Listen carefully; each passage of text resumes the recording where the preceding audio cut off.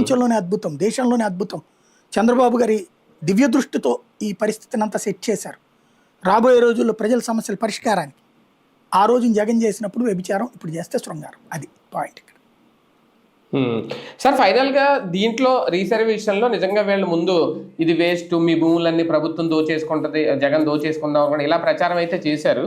ఇప్పుడు మళ్ళీ మరి మాట తప్పినట్టు మడం తిప్పినట్టు అవద్దా రేపు పొద్దున్న ప్రజలు లేదు ఈ 400 కోట్లైనా వేరే రకంగా మన వాడుకుంటారు. మీడియా మన చేతిలో ఉంది.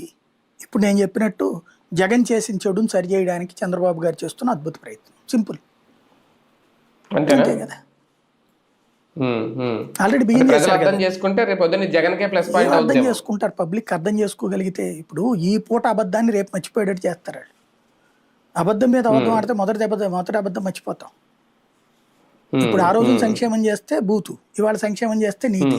ఆ రోజున అప్పు చేస్తే బూతు, ఈ రోజు అప్పు చేస్తే నీతి. విచిత్రం అట్లా ఉంటుంది మన రాష్ట్రంలో.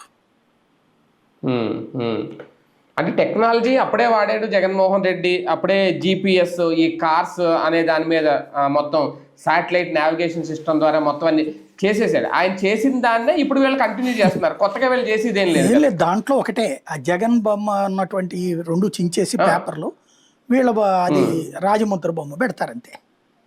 అంటే దీని మీద క్యూఆర్ కోడ్ కూడా అప్పుడే పెట్టారంట కదా సార్ జగన్ 4 ఏళ్ళ క్రితమే. మొత్తం అదేమి